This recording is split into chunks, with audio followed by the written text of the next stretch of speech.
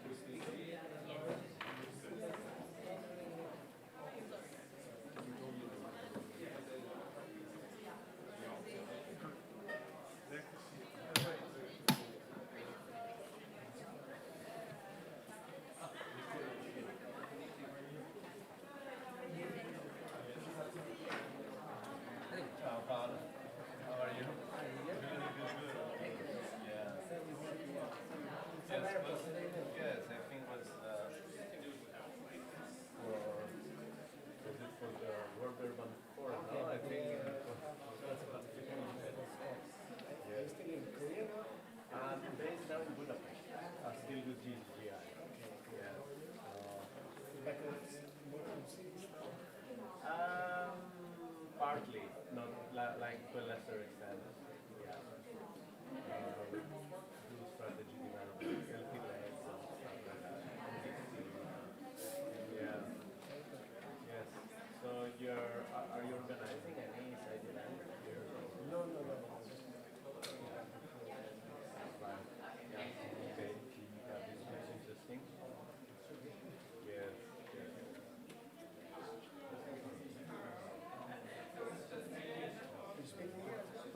No. No.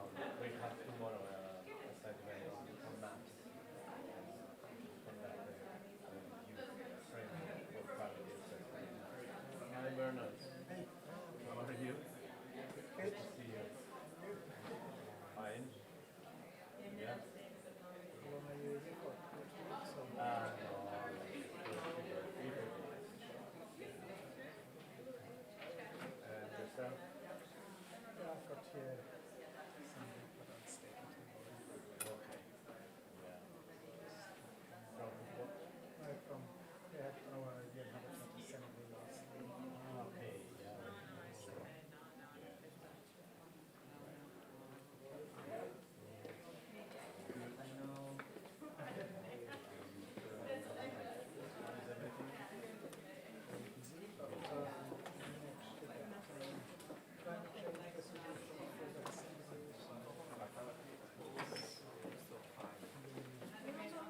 Making our life easier in terms of mental, in terms of expectations. Raise them now quite a bit. Definitely this new year.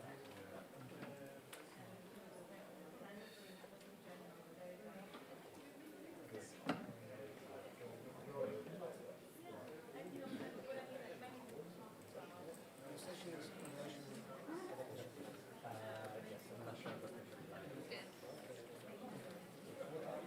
tomorrow is at 2:45. 2:45 at the Berlin meeting. Yeah. We co-organized this. Actually, the framework we are developing was for cities initially. So yeah. So we do a lot of I'm one of those old people that Exactly. Yeah, yeah. So I think it would be.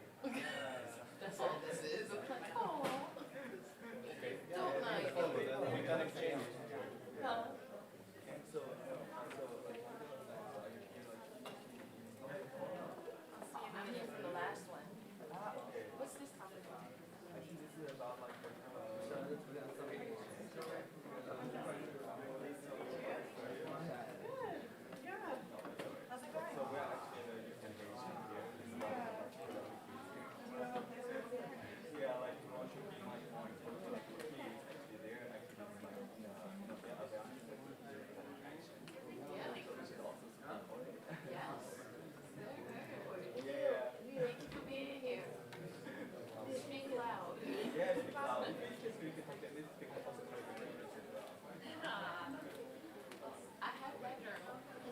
At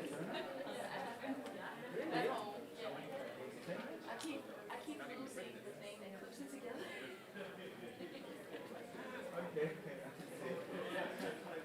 So where are you guys from? China? Nice. All different parts or just one part? Oh, okay.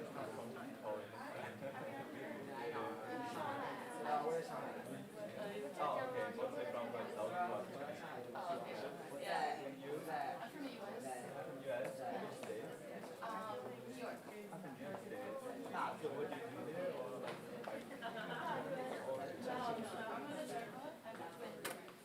The climate action.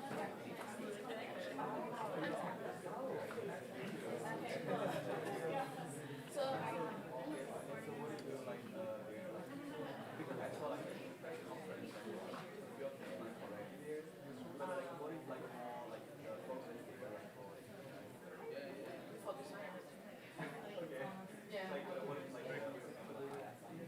So, for our particular organization, we should be focusing on fossil fuels.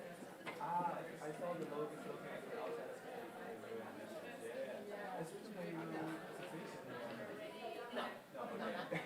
We have our own. So the fossil fuel is just transition and also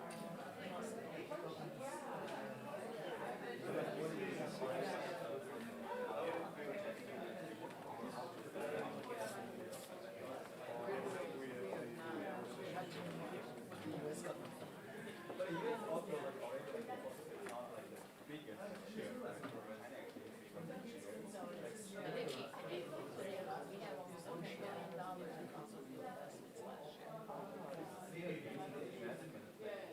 Like last week, we just approved another pipeline.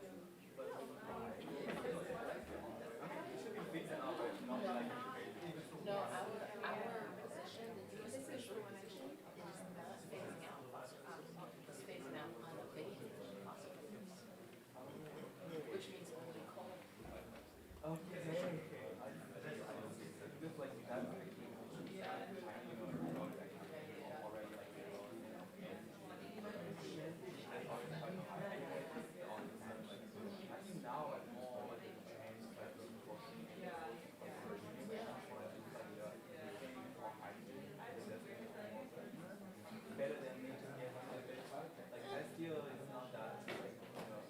The problem with hydrogen is that you need fossil fuel production to produce ethanol. That's the only one. Everything, only the green one. Everything else needs fossil fuel to produce.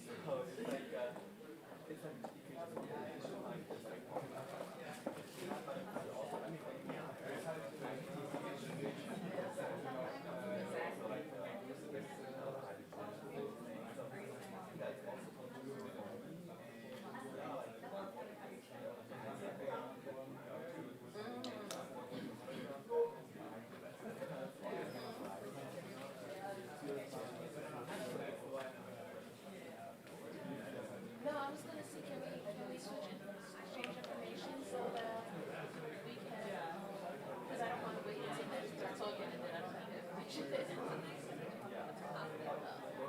Yeah, have trying to get to it. All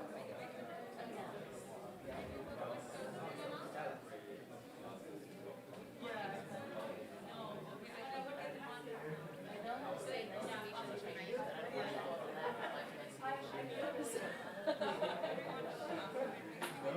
Oh yes, it's bad.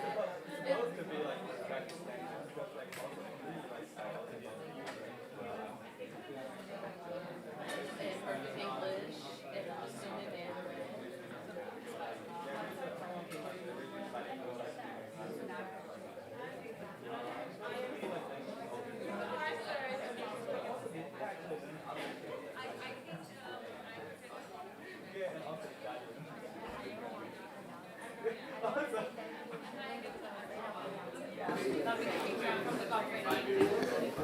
Good morning, everyone. We'll start in 1 minute. We're just sorting out some technical issues and get all the panelists together. Thanks for your patience.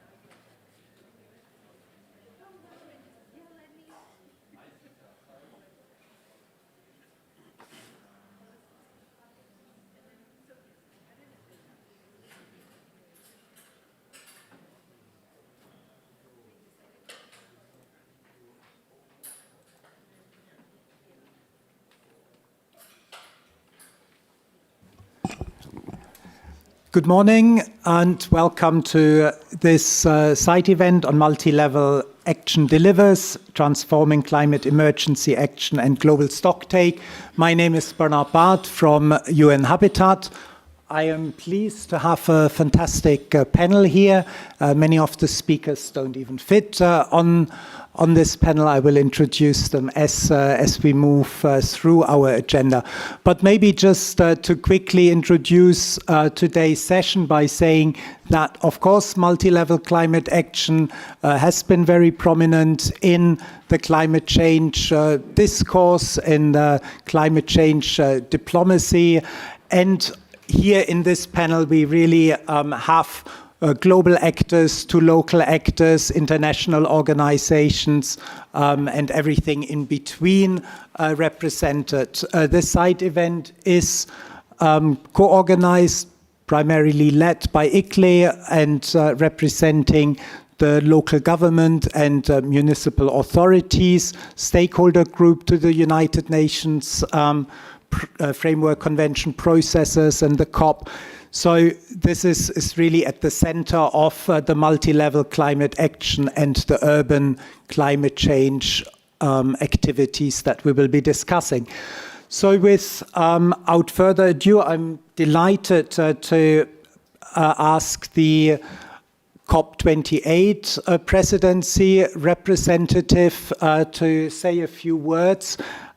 We have been working very closely together to ensure that cities, urbanization, localization, multi-level climate action are very prominently on the agenda of COP28. This is still work in progress, as you will be hearing in a moment, but we are confident that the trajectory that we are on in terms of highlighting these issues at COPs will continue. Shabano, the floor is yours. Thank you very much. Good afternoon, everyone. It's a pleasure to be here with you. As our colleague from UN Habitat mentioned, the COP presidency takes multi-level action coming from cities from the forefronts of the climate crisis as a fundamental part of the solution to ensure that we keep the dream for 1.5 alive.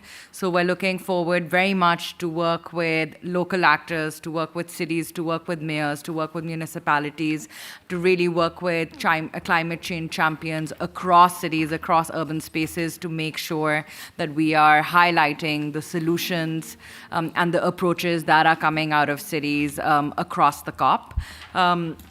Before I begin, a big thank you to ICLEI, to UN Habitat, and to the LGMA constituency, who's provided us a lot of support, who provides us inputs, both from a technical perspective as well as a stakeholder key priority perspective from time to time, and is helping really build out what the urban and city stream at COP28 will look like, which will have a own kind of standalone focus, where we make sure that we are elevating the topics of urbanization in cities and how they intersect with climate change.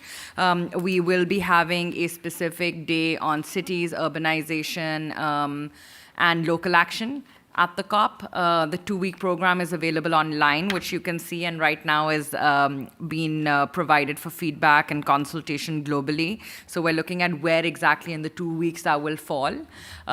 We've also gotten a lot of feedback asking us to have Transport Day at the same time as cities built environment. So we're working on that now. But also cities and local level action is going to be mainstream across all our thematic areas, whether that's energy, food, water, health, given all the cross-cutting intersections between urbanization, climate change, and our other thematic areas. We also very much are very delighted to see that almost, I think, if I have the number correct, 92% of the GST submissions had some reference to local level and multi-level action and solutions coming from cities. So that's a really, really great kind of precursor to how we see the importance of cities and local actors in the GST response as well. We know we will have 7 years to go, both to close the gaps on the decade of action and delivery and really what needs to happen in terms of the roadmap of the response of GST. So we're very much looking forward to working with actors in this space to take that forward.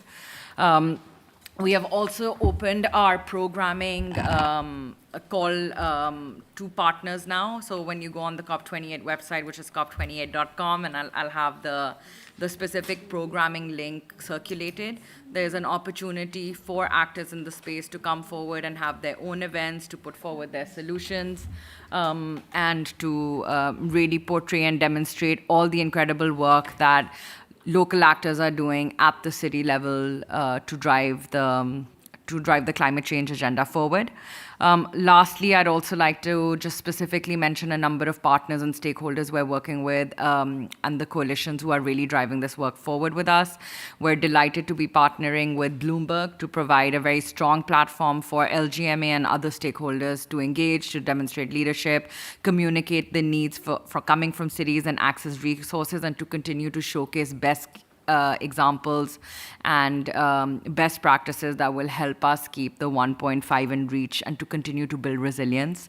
We're also delighted to be working with Habitat. We had a great meeting between the Habitat executive director and our COP CEO at Abu Dhabi Sustainability Week earlier this year, where we talked about trying to take forward the climate and urbanization ministerial, and really now looking at what's coming out of the Habitat Assembly that can form inputs into the dialogue on cities and climate change at the COP itself.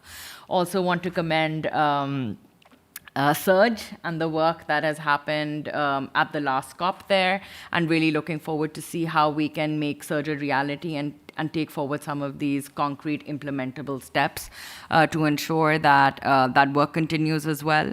And lastly, really, we're working very closely with the two high-level champions, both from COP27 presidency, Dr. Mahmood, who speaks very often about multi-level action and the need to get finance to cities and to folks who are at the front line closing the gap on both the SDGs and climate change. And then really with the Marrakesh partnership focal points, with the breakthrough agenda, the Sharm el-Sheikh adaptation agenda, as well as the races, both Race to Zero and Race to Resilience. We really see these as tools and mechanisms to get everyone committed and fulfill the action. So with that, I say thank you again, and we look forward to hosting you in the UAE later this year in Dubai, which again, the city of Dubai has a really great relationship with Habitat and runs together this best practice urbanization program as well. So we look forward to seeing you at the Expo site, which is again a built area that looks at a lot of best practices in urbanization and city planning. So we look forward to seeing you at COP28, and in the lead up to COP28, really call on you and welcome any suggestions for collaboration as we ramp up action and attention to really have more dialogue now. So by the time we get to COP28, we can demonstrate action. So please do let us know if there are specific events and platforms, particularly in cities, in the South, where you feel like it would help us to come in as the presidency to also elevate this message. Thank you very much. Thank you very much, Shabanu. And of course, thank you to the COP28 presidency overall for the commitment to multi-level climate action and for the commitment to engage with stakeholders. Do you have to leave now, or you can stay for a little bit? I can stay for about 20 minutes. Good, fantastic. Sorry, it's not lack of interest, we're just, we have another speaker. Good. No, I was certainly hoping that you can stay on for the search initiative, because we still need to connect some dots there. All right, thank you very much. But now it's my pleasure to introduce Professor Nicola Tholin from the University of Southern Denmark. UN Habitat and many of the partners here in the room have collaborated with Nicola and his team on the analysis of the prominence or not of urban and urbanization issues in the NDCs. we have done several publications already, and we are embarking on a new, much more in-depth analysis, and Nicolas will present that. Over to you. Thank you very much, Bernard, and thank you to ICLEI and Urbanhabitat for the organization of this side event and for the invitation. It's a pleasure to be here to share this work, this analysis of the urban content of national economic contribution that was possible through the collaboration with Urbanhabitat under the coordination of Bernard Barth and in partnership also with the Global Covenant of Mayors. The work has been possible also thankfully to the contribution given by our expert group that includes several organizations and some known faces here, included Marijke van Staden and Stelios Grafakos, just to mention two. Next, please. We realized this analysis in last year. This is coming from a first report we did in 2017, 16 and 17, and after the Paris Agreement. And we have been able to analyze the 193 national economic contributions that were submitted by June last year. Next. We've been developing a specific methodology to do this analysis in order also to give the possibility to use it for monitoring, reporting, and validation in the coming years, and also to be able to submit it for the stocktake.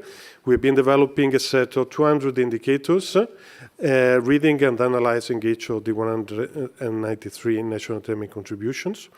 These indicators were clustered in 14 groups, and what we have been looking at was challenges for mitigation and adaptation and the responses to these challenges for mitigation and adaptation. We did that by sector, and we also analyze climate risk and assets.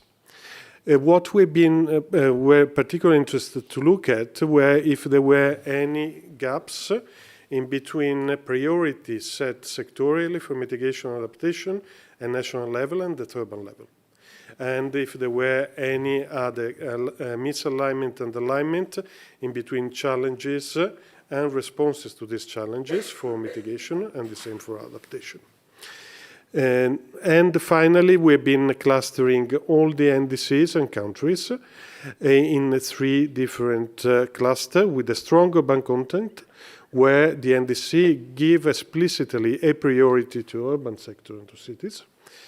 A moderate urban content, that's cluster B, where we encounter mention on cities and urban sector, but not prioritize, and cluster C with no mention on the city. Here an important disclaimer. The fact that countries they're not having urban content in the indices doesn't mean necessarily they're not doing anything for climate at urban level.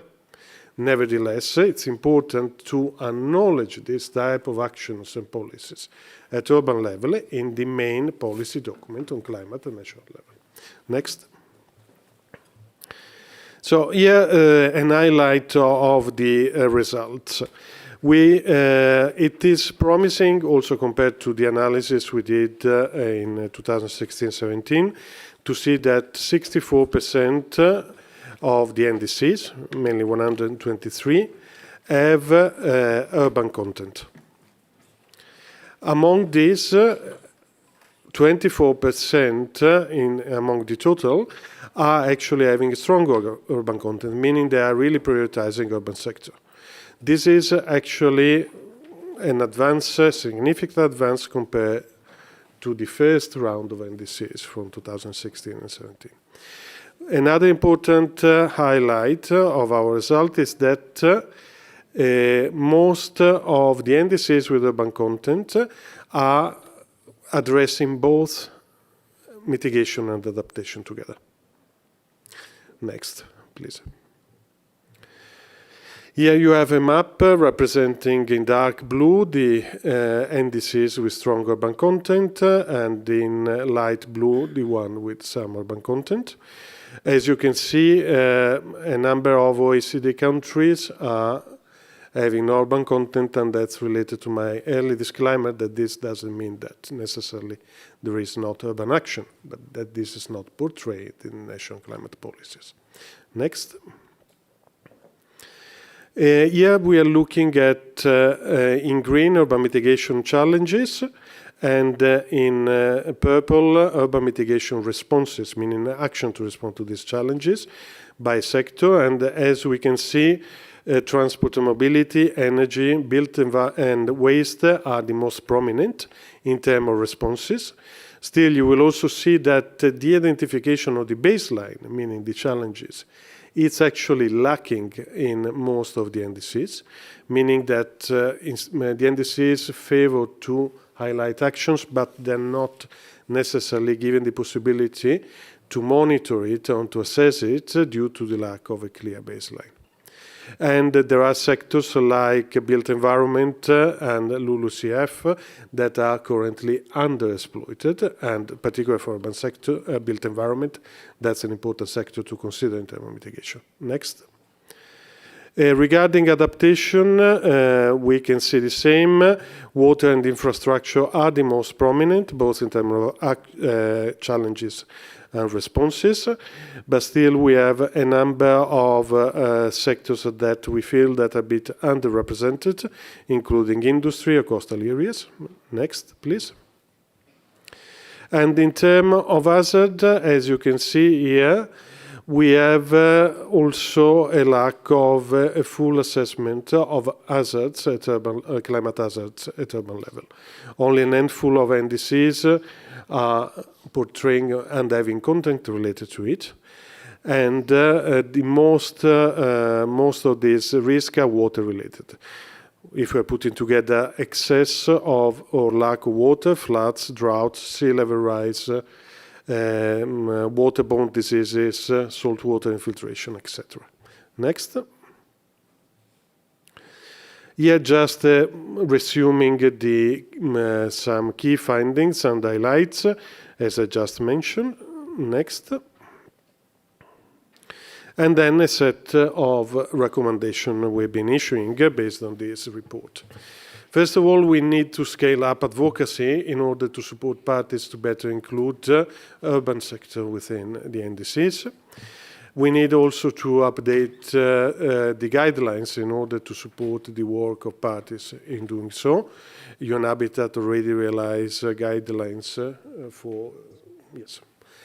And then we will need to also to expand this type of analysis and system monitoring to other national climate policies, like national adaptation plans and long-term low-emission development strategy.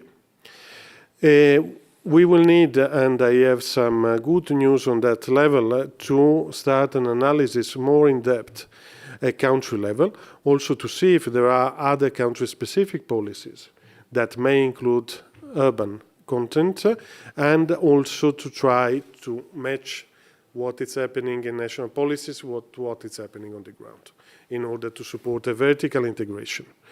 We need to further integrate mitigation and adaptation, and finally to better identify climate challenges, both in terms of emission and in terms of climate risk, because without that baseline it's impossible to monitor and to assess the impact of any action. Next. We need also to be able to quantify, to better understand climate action, in which way they are done, if they are properly supported by technology, finance, human resources, institutional framework, etc. And we need also to better understand the role of some cross-cutting issues. From gender to loss and damages and a number of other issues that we've been monitoring but are not part of the current analysis. And then to find a better alignment and better integration horizontally, both at national level and at local level. Next, please. And so here the way forward, as we've been paving it, and I'm happy to pre-announce now that We will continue a collaboration and work together with UN Habitat in order to start some work more in depth with focus at country level and start to analyze country level other type of national climate policies. And we are in the preliminary phase for the preparation of report that's aimed to be presented at COP28. And I would like to thank you for your attention, and I close my presentation here. Thank you very much, Nicola. And of course, NDCs are critical in terms of the hinge function within the multi-level climate action framework. But of course, they're also at the policy level not enough. So we are looking forward to a much more in-depth analysis, looking also at the horizontal policy integration and how to advance that discourse with national governments. I'm pleased now to introduce my colleague Lea, who will present the search initiative, which was launched by the COP27 presidency in Sharm el-Sheikh, and which last week received an endorsement in the form of a resolution at the UN Habitat Assembly to advance this not only as a COP27 presidency, but with stronger international support, member states engagement, and led by UN Habitat and ICLEI. Lea, over to you. Well, thank you, Bernhard, and also warm welcome from my side. Bernhard already said, we provided the framing on this initiative, and I'm glad we've been hearing about this already from colleagues before. So just to say up front, there are some brochures on this initiative that I brought. There's also a QR code that you feel free to grab, so no need to take detailed notes. You can just get all the information afterwards. But yeah, put them up here. So as Bernhard said, this is a COP27 presidency initiative that's really dedicated to connecting the local, national, and global levels for accelerating climate action. It was developed under the leadership of the COP27 presidency last year in collaboration with UN Habitat and facilitated by ICLEI, and was launched at this first ever Ministerial Meeting on Urbanization and Climate Change that we had part of Solution Day at COP27.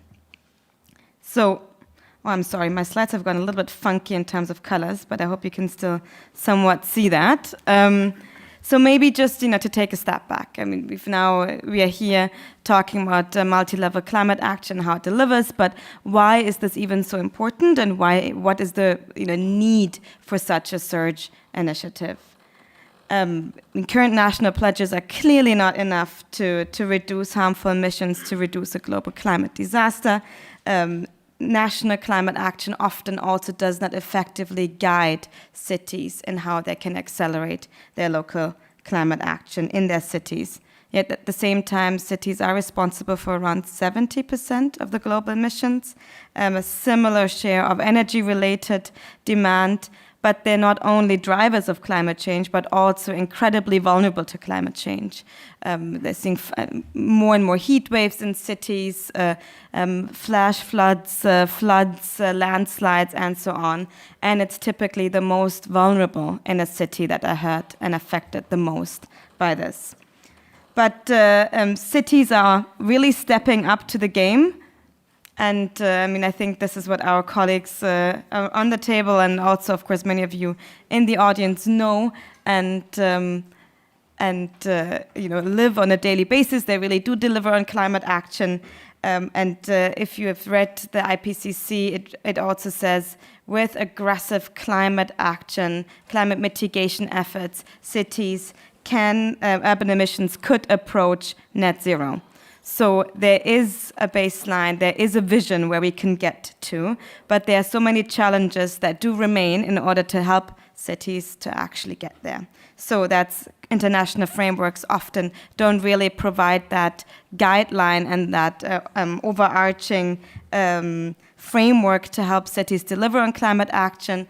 we've been hearing already, that's being repeatedly said, finance, money, money, money does not reach the local level. Only 10% of what's actually needed reaches the local level. But then also cities do lack these human resources and technical skills to actually accelerate climate action.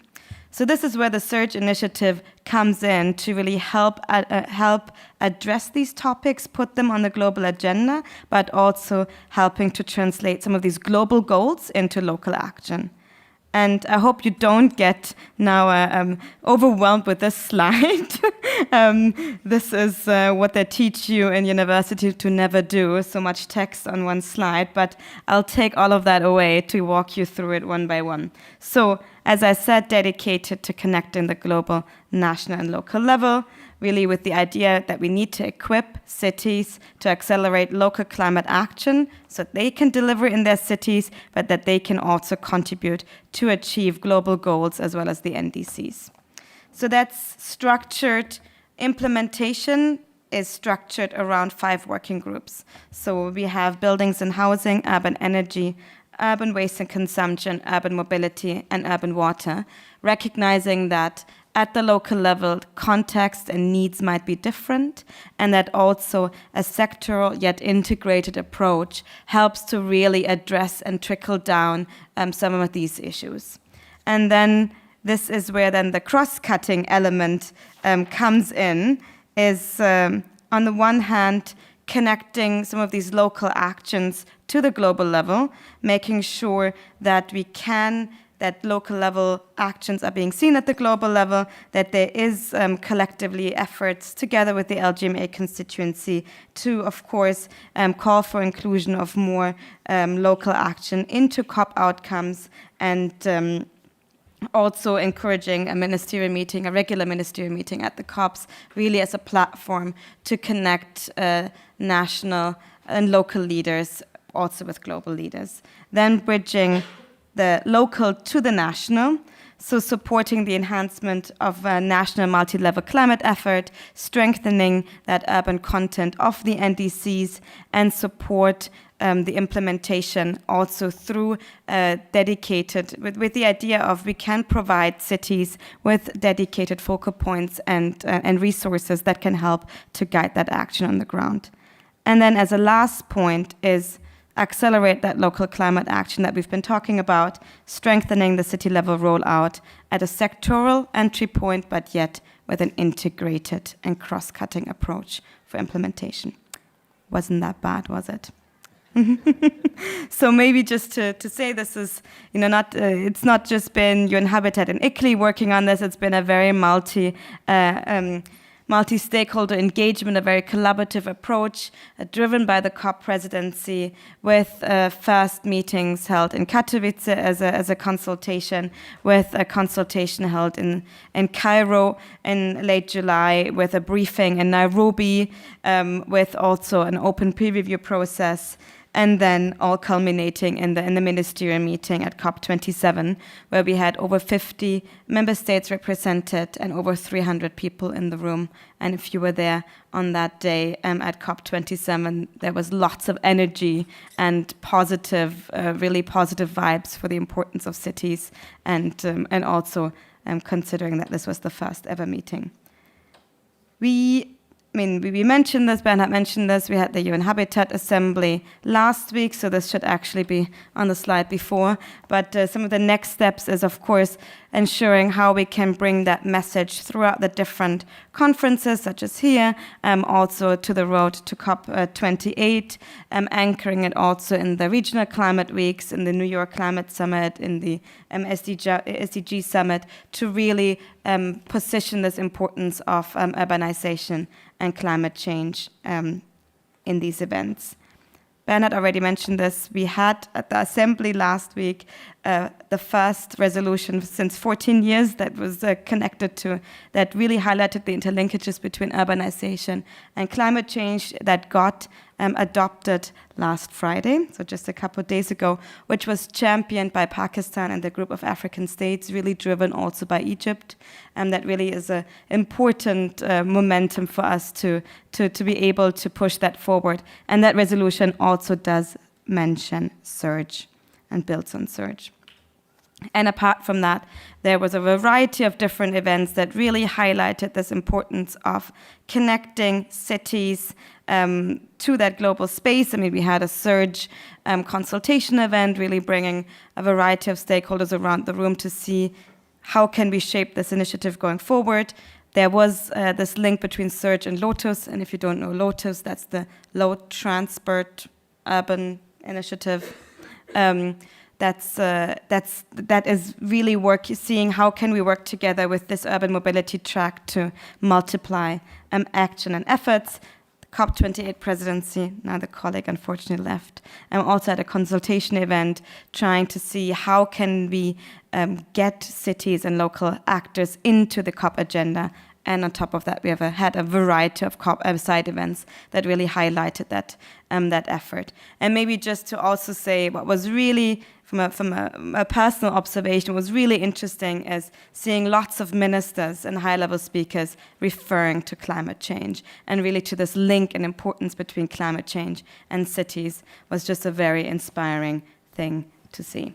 With that, a bit of what are the next steps. I mean, I mentioned this. There's a way for everybody to get involved, for national governments, but also local governments, NGOs, academia. So if you're interested to see how to get involved, come up to us. We're happy to provide you with more guidance and information. And again, QR code is here. And I'll close by saying that this is a living and breathing space. So it's very much formed and shaped by the actors that are involved in this to really make sure that it meets the needs of the stakeholders that are involved. Thank you very much.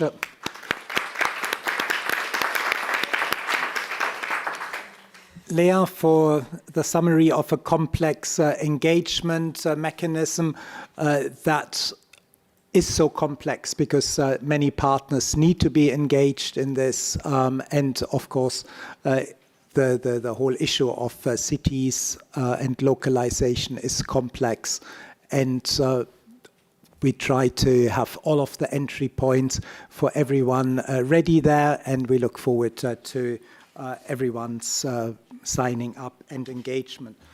The next speaker is Mareike from ICLEI, who will, in a way, take us a little bit in a different direction, providing an update on the engagement of local partners, non-stake actors in the global stocktake as another critical entry point, of course, for the engagement in multi-level climate action. Over to you, Mareike. Thank you so much, Bernard, and good day, ladies and gentlemen. It's a real pleasure to be here with you to talk about substantively stepping up climate action by making sure that the subnational space is enabled, empowered, and that we can move forward fast together. So there is this unprecedented opportunity at the moment to raise climate ambition by strategically anchoring subnational governments and their territories in every single NDC. So we're missing a few NDCs, do not have that anchored yet. It's an opportunity to improve and upscale also on our climate targets, our collective climate targets. And again, nobody is doing this alone. We're doing this collectively. And I think this is our message to national government. Pull in your subnational governments, your local governments, your regional, subnational state governments. Have a constructive conversation to see how to work together. So we're talking about the global stocktake that's happening right now until COP28. And by COP28, we want to know where are we collectively around the globe. And we are announcing the stocktake for climate emergency. We are in a climate emergency. We need to realize that and we need to act. So very much the stocktake for climate emergency is we're bringing in that subnational dimension. The Paris Agreement has shown all actors together, and the 2021 Glasgow Climate Pact recognizes again also that all levels of government are necessary to be on board, and there's an urgent need for multi-level collaboration. So this is the space that frames the global approach. And we are very happy with these points because that is, again, that gives us the mandate, it gives us the opportunity to work collectively with our national governments. Now, the global stocktake was released and announced last year in this venue at SPs. And it's a process mandated every 5 years to assess where are we on track? And we know we're not on track, but it's also to try and identify opportunities and gaps. And very much from the local government's perspective, local and regional governments, we have a constituency, the local governments and municipal authorities constituency, that is the official space to bring the subnationals into this dialogue in the climate negotiations. And the networks that are part of this constituency have collectively called on the negotiators to include the local level, the national level, and the international level, and this has now been happening. And we are very delighted to also call on all cities, towns, and regions around the world to join the stocktake. And what is a stocktake? Essentially, you're bringing that mini COP to your city, to your town, to your region. We have instituted a formal process where you can announce that you're doing this so that we know, and that we can then also get your report when you've concluded this. But essentially, the whole point is to have these conversations with your citizens, your businesses, your industry, your youth, and we will hear a youth perspective shortly. And it's to take ownership of a global stocktake locally. This is a process. If we can get a sense of what are your local climate commitments, also where you're struggling, it's trying to find the weaknesses that we can turn into opportunities to step up and move towards climate neutrality. And that is then your commitment to the Paris Agreement. It is so exciting to bring these processes together to help people in your city to understand that they're part of the Paris Agreement. This is not just something abstract and very far away. So again, we're calling on all to announce their own stocktake events. And the first one that we want to celebrate is actually a city in the USA, the city of Concord in New Hampshire, that did the first stocktake. And Councillor Arison actually went as a representative of the LGMA constituency and attended a Copenhagen ministerial where she very much just said it in one line, what we need. National governments must include their local and regional governments in meaningful multi-level decision-making talks and provide finance. Without money, we cannot implement and act. So again, we need to bring things to scale, and that's where multi-level governance, multi-level action is called for. So if you are here, and all of you live somewhere, so you're in a city, in a town, in a region, in a rural area, ask your council to hold a stocktake. And what does this mean? So it's acknowledging that you're responding to the global climate emergency, helping your citizens and businesses understand what are your climate commitments now. And maybe you should step them up. Maybe you haven't thought this through, what you can collectively do to enhance resilience in your community, to look at climate change adaptation, and to avoid and reduce emissions across your territory. That's what this is about, that people see themselves in your local climate action plan, and that you have a conversation on how to do this collectively, connecting then to the national level. The national level has to connect to the local level and vice versa. That's this enabling space we're looking for. And then understanding how you're connecting to the Paris Agreement.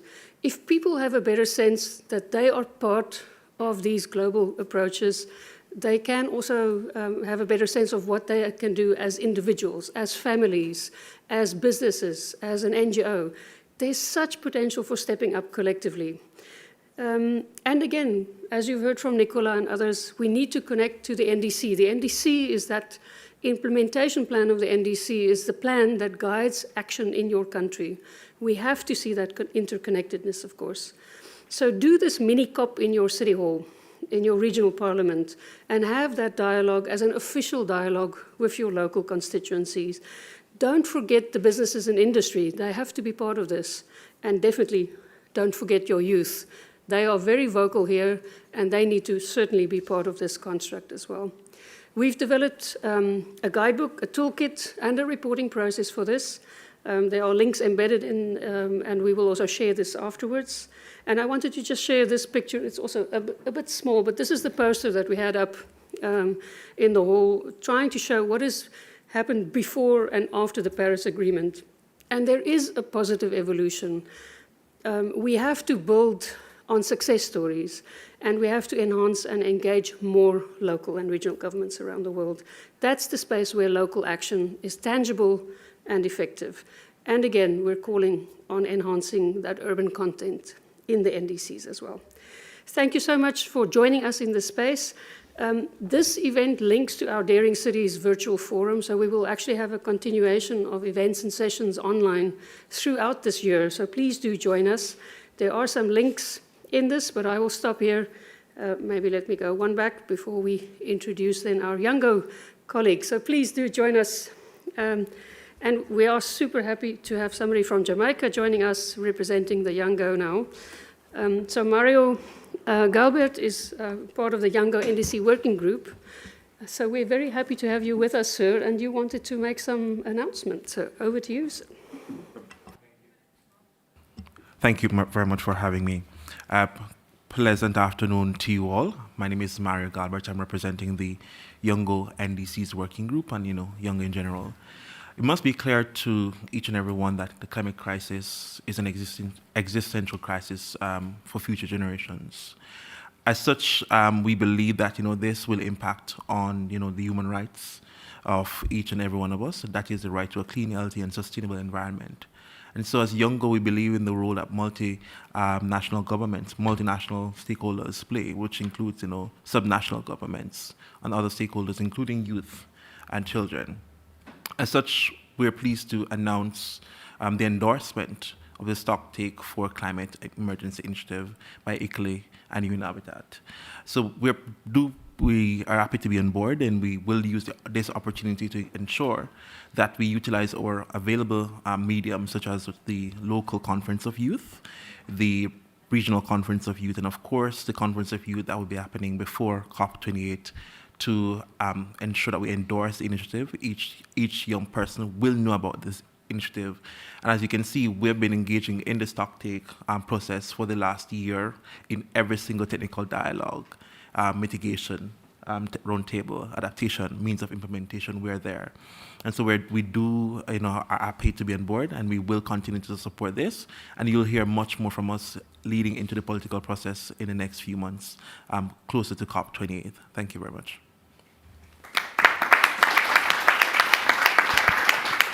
Thank you very much, Mareike and Mario, for this double act and for highlighting the importance, of course, of local actors' engagement in the stocktake, for moving this forward locally through your mini-COPs, as Mareike has framed it, and of course the importance of youth engagement in there.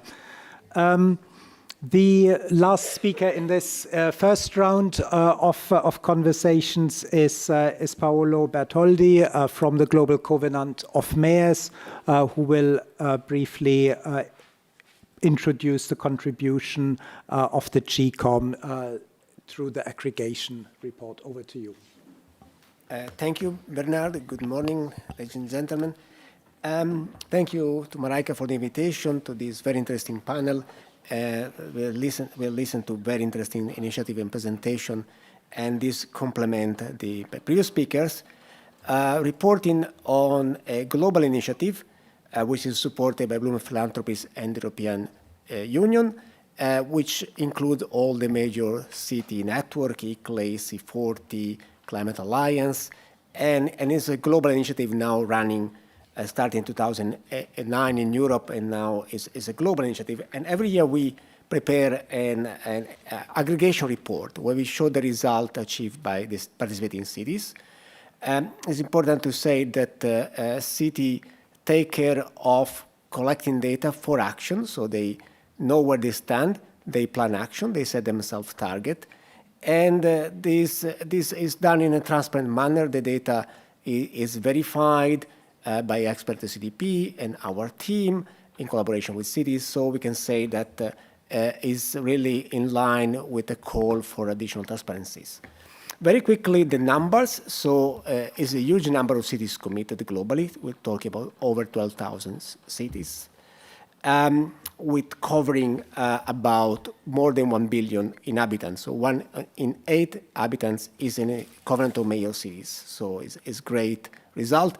You see, traditionally, mitigation is the first approach by cities, and we have the more commitment plans reports, but adaptation is growing and is recognized as an urgency in the climate challenge that the city face. And we are also more and more looking into giving sustainable energy access to all citizens and eradicating energy poverty. So it's also the social justice and the energy justice dimension, the climate justice is included in this initiative. It's important also always to link back to the SDGs and showing that climate will also enhance well-being globally for all citizens.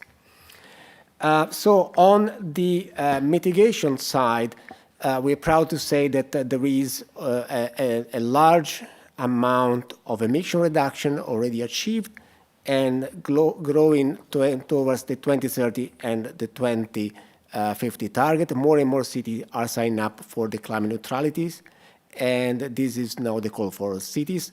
They need help, financing, support from the national governments, and the GCOM fully support the multi-level governance and publish also a playbook every year which show best example and contribute with other organizations to promote, my colleague here, Nicole and others, to promote this very important concept, because city alone cannot do all what they need to do for their citizens. They need financing, they need support from certain government and all the stakeholders. Very quickly now on the impact of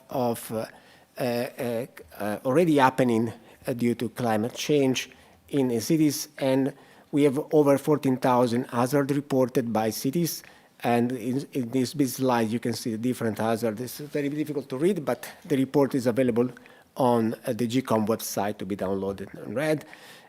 So they change and vary by region, but very much agree with the data presented by Nicola on the water side, the flooding, and the heat waves are hitting more and more, and together with the forest fires and droughts. So what's important, this is basically what is reported. So extreme hot temperature basically growing very much in the global north, precipitation, flooding, drought, and wildfire. And what is important that city identify this risk, have tools, and this is very important. This is another important call for supporting the cities, all the scientific, academic community, the research center that have data on models for prediction in future hazard. Please help cities to provide this data. It's very difficult. Sometimes we're dealing with cities with less 1,000 inhabitants, so it is a mayor and just maybe 2 technical assistants that don't have the time, and also on the mitigation side is very important. And what is important also to see that why we insist very much on data is not just for the sake of collecting, because data is fundamental to have a good and effective planning, which is useful for the city. And so we see that the action that the city takes is related to the hazard they identify. And again, going back to Nicola's slides, also very much emphasis on identify vulnerable sectors, like the infrastructure, water, energy, but also vulnerable segment of population. And we know very much, that very often the most vulnerable citizens, the elderly, maybe some community with disadvantage are located in areas prone to high risk induced by climate. Last comment, this is the number of action, last slide, sorry, that we collect. So we have a lot of good examples, a lot of information, a lot of data that can be analyzed maybe by academics, but it's also a strong input to the national stock-taking. So look what your city in your country doing and get maybe inspiration from them for your national ambition and national action in adaptation and mitigation. And very soon we will have also this new pillar on energy access, energy poverty. So there is, I would say, some optimism coming from cities, coming from citizens and in cities. So we have seen, for example, cities leading the way in Europe due to the Russian invasion of Ukraine, really being at the center of the energy transition in, substituting gas for heating and turning down the set points and saving a lot of energy over the last winter through energy saving, efficiency, more renewables, and this will lead to additional transformation in transportation, in waste, in recycling, in circular economy. So the city has shown already the way to go, and it's a strong message that should be brought up at COP, at the national level. Look at your city, and then you can have more ambition and disease. And with this, I would like to conclude, showing that this is a global initiative. We have a regional secretariat, which are close to the cities, and we have these fantastic supporting partners which work with us for a number of years, and we are very happy that they contribute to the success of this very important initiative. Thank you so much.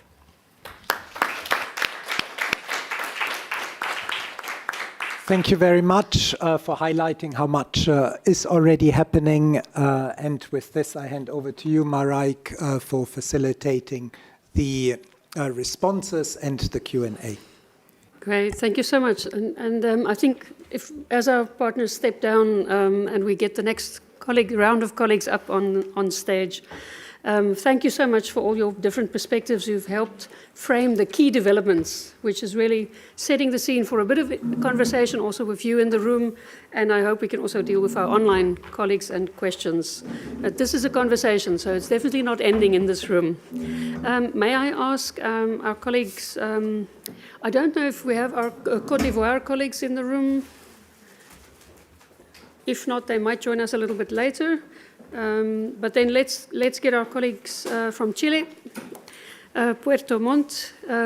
So we have Pablo Yanes, the Director of International Relations, from a city that has just joined, I think, the Global Covenant of Mayors. Please take a seat.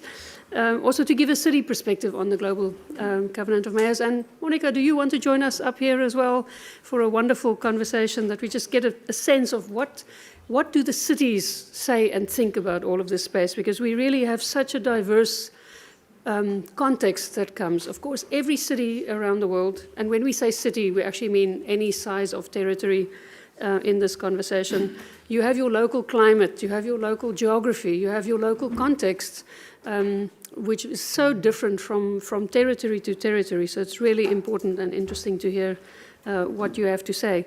Pablo, I know you had a few slides, or would you just like to speak? Either way is fine. If you can show the slides. It's quickly. So everyone can, Alrighty. can look. If it's difficult accessing them. Let me just see, we've got, and pull them up.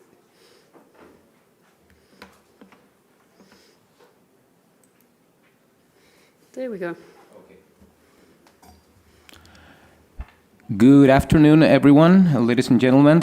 My name is Pablo Yanes Mena. I'm from Chile, specifically from Puerto Montt, which is a city located in the extreme south of our country.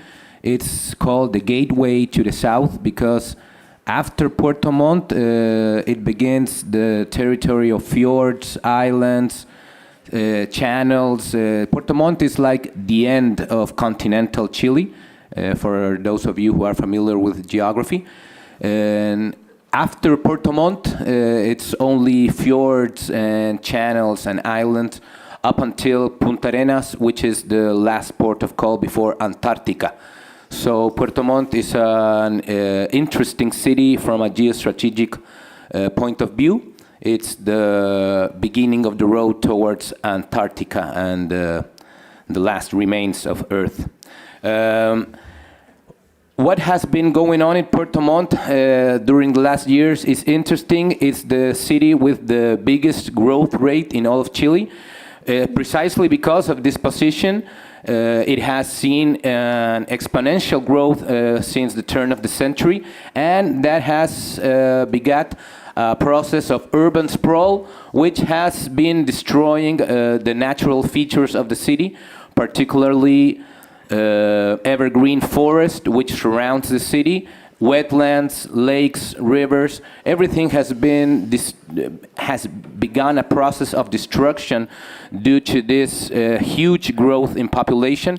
And this also has been a challenge in the manner of what we are talking, because Puerto Montt nowadays is still carbon positive. It sequesters more carbon than it emits, thanks precisely because of this evergreen forest, because of the abundance of wetlands in the city. But in the business as usual setting, we will start being a carbon emitter city by 2030. So we have an urgent challenge in tackling this business as usual scenario, and that's why we have proudly joined the Urban Transitions Mission, with which we are working and trying to arrive at innovative solutions in order for this to not happen. Puerto Montt has a complex topography. It is a terrace system in which the center of the city is located right by the ocean, and it starts a process of like 5 terraces in which the population is concentrated. The center of the city concentrates almost all services, so daily there's 800,000 car trips towards the center and from the center back towards the other terraces. So, of course, the main contributor to greenhouse gases emissions in the city are mobile emissions. And if we had another system of transport, of clean, intelligent transport, this could probably not be needed, because if you could walk from the 5th terrace back to the center in only 1 hour walking, which isn't that much. But nobody does it because it's a city where there's a lot of rain, there's a lot of humidity, a lot of inclement wind. So people don't usually walk, don't usually take bikes because it's also very steep. And we don't have any way of getting from the center of the city up towards the different terraces in a different manner, a cable system. The next slide, please. So this is precisely what we are trying to assess through participating both in the Urban Transition Mission, and we are also, thanks to Marique, who's standing right next to me from ICLEI, because we are also preparing a program, a project for the Transformative Actions program of ICLEI, because we know that if it was possible to think of another way of mobilizing through the city, this would be different. And this also seeps directly into what we have been talking about, multi-level action, because from the central government of the city, from the central government of Chile, there has been a tendency to think about mega projects like concessioned toll highways to unite the city of Puerto Montt with the center of the country. But this would only increase mobile emissions, and it would only make the private car ownership model paradigm even more substantial. On the other hand, local inhabitants, both us in the local government and the citizens, have been asking for a train to be built for generations, because trains are safer, quicker, cleaner. But we have like a tug of war with the central government into what they decide is better and what the people and what local governments have been advocating for. This is an example of what we're trying to do. A train is even cheaper to build than the concession highway that the central government is proposing. But from this conflict of opinion, there arises, next slide please, there arises an opportunity. And the opportunity is precisely here for us to tackle these issues. And that's why we are trying to get finance either from the central government or trying to arrive at international financing for cable railway mobility through terraces, which would decrease the number of daily private car trips in Puerto Montt, and also, which is a core human need, it would also substantially decrease the amount of time spent in getting from one place to another, because thanks to all of the cars that are in Puerto Montt, a trip that could be done in 15 minutes probably by cable railway lasts for a whole hour, because there's a lot of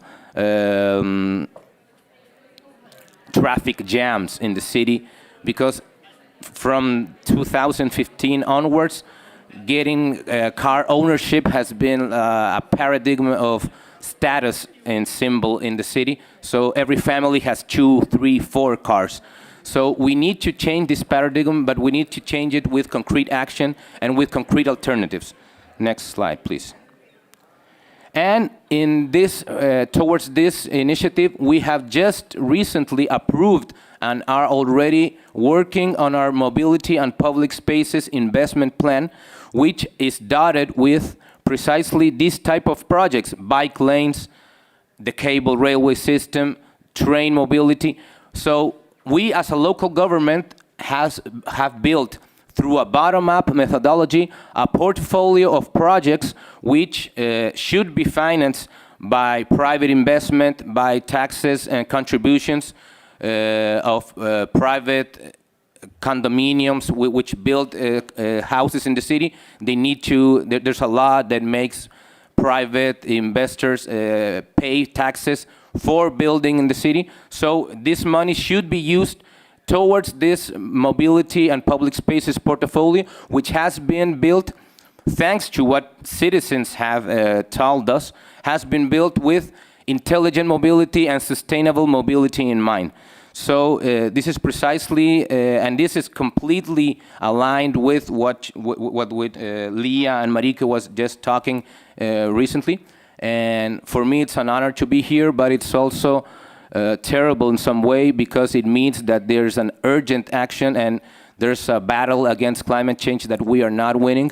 And it has made it necessary for me to travel thousands of kilometers to be here, telling you about the state of our city, in which the wetlands are being destroyed, the forest is being destroyed, drought is bigger than ever. Even though we still have a lot of rain, it's a lot less than previous generations had.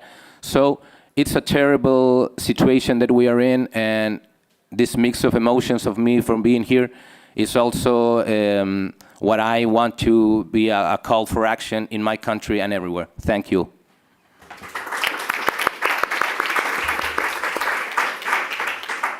Thank you very much for that, Pablo. I think it's interesting. It's this push and pull. We need to share the stories, but traveling and the emissions associated with that. Thank you very much for sharing your focus also on the mobility.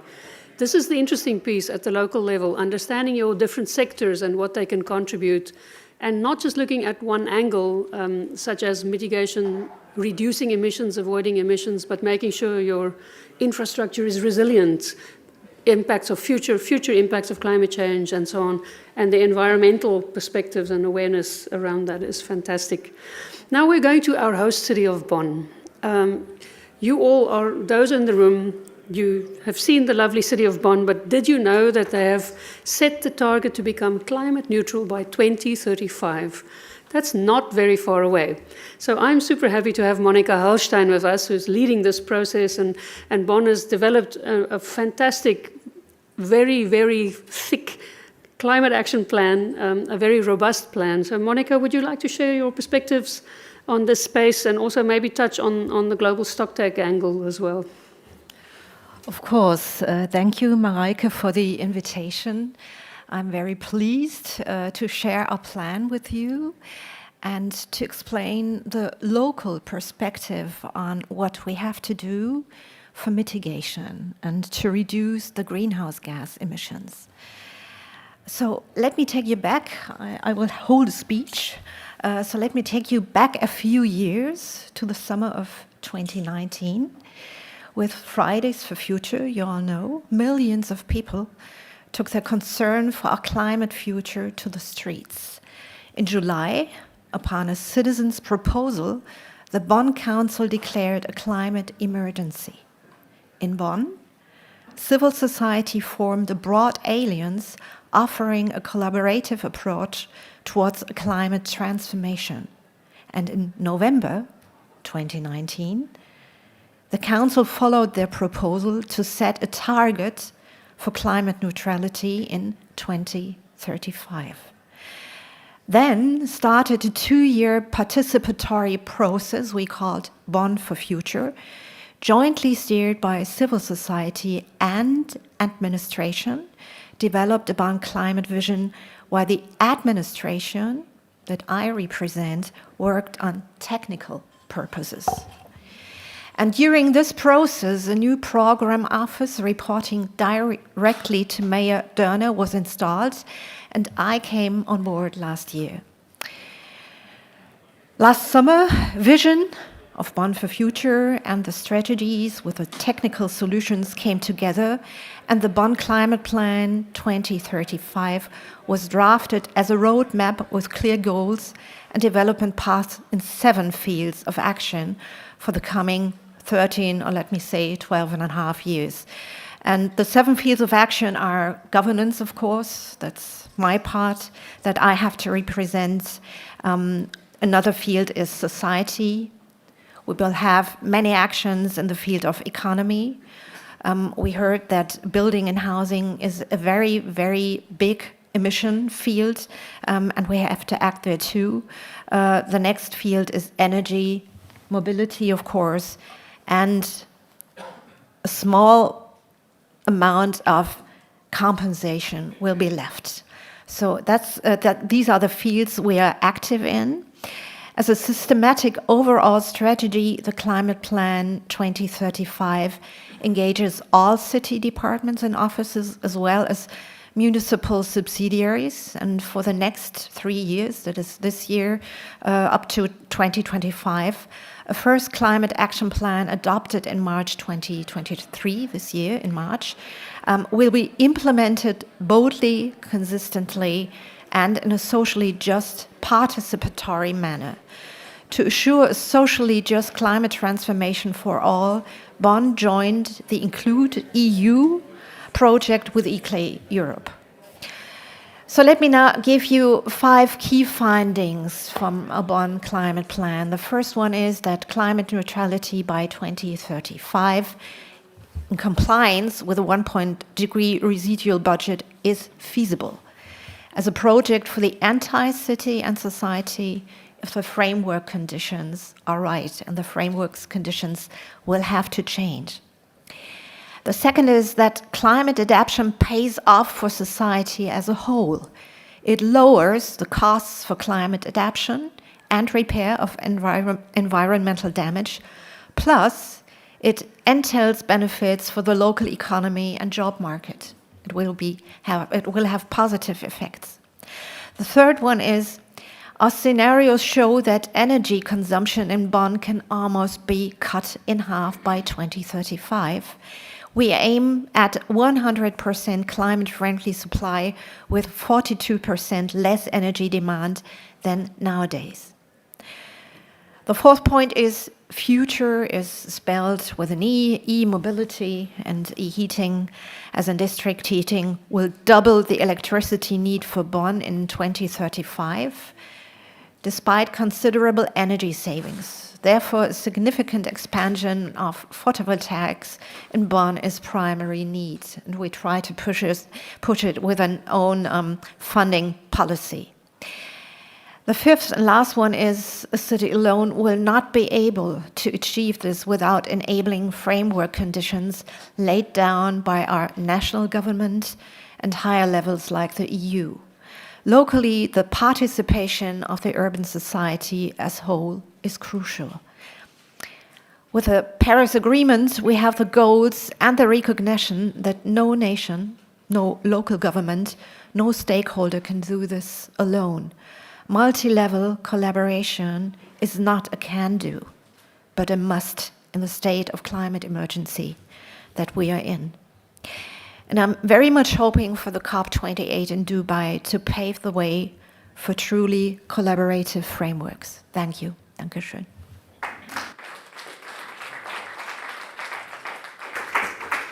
Thank you very much for that. And absolutely two good best practices, I would say, that can be followed. And we need to learn from you and also share with many, many more subnational governments.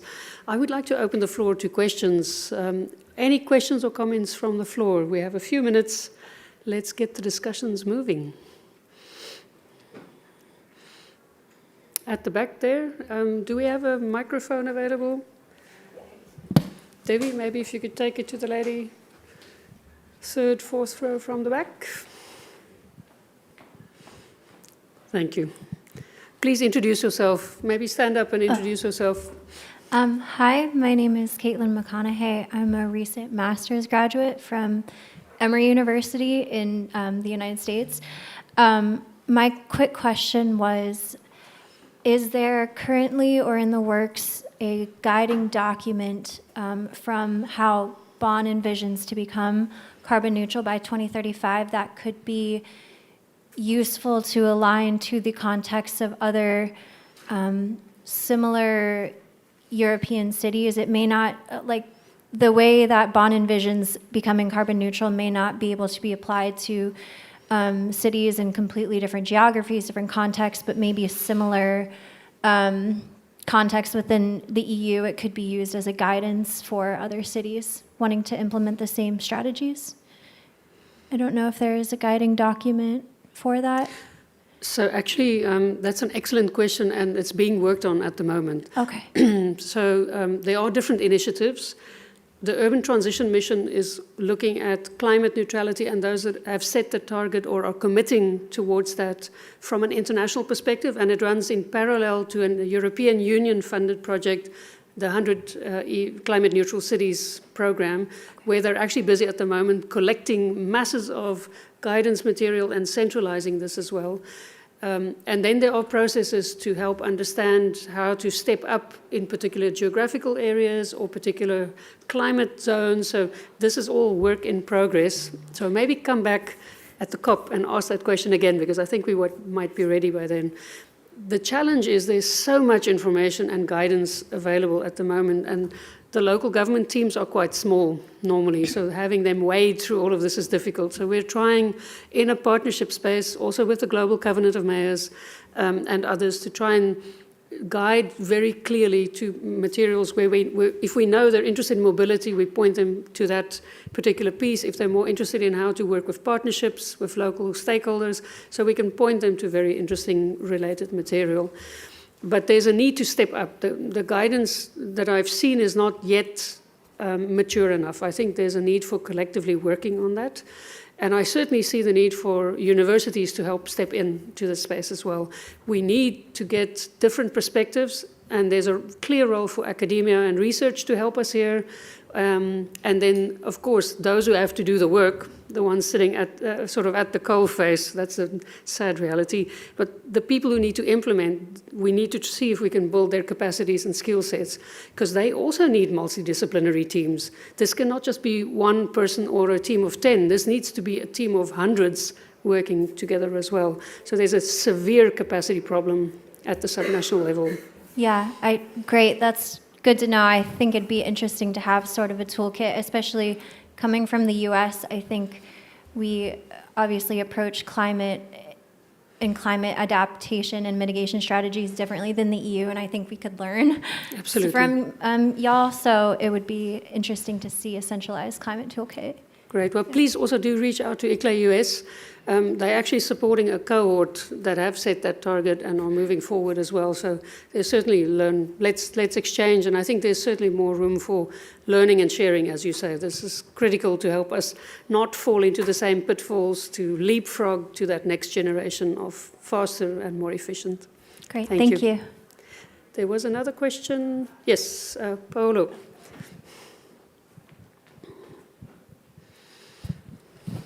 Thank you for this very interesting presentation and testimonial of what city are doing.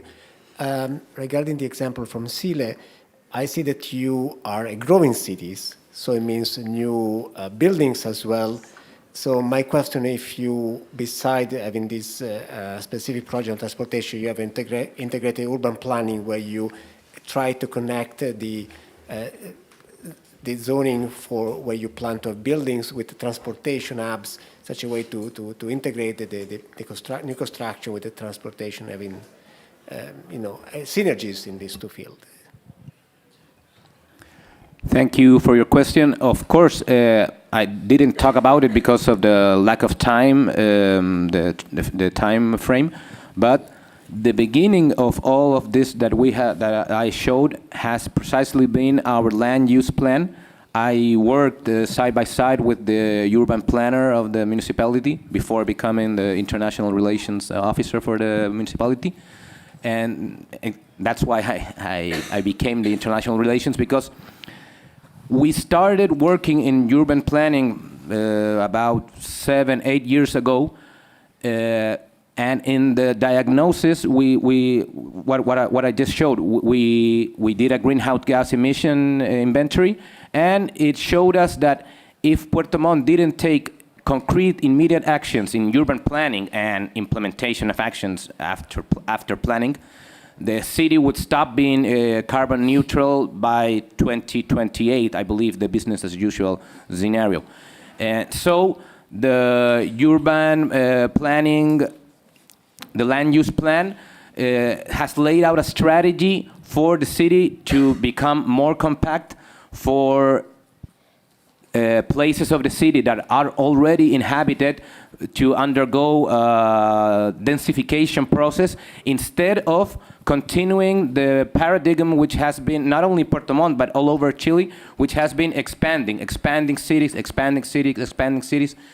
destroying wetlands, destroying forest, and it has to stop. And at least us at the municipal level have already worked on the land use plan, in which we won't allow for the urban sprawl to the urban footprint to grow even bigger. We are giving incentives for private constructors to build in already densified places with good access.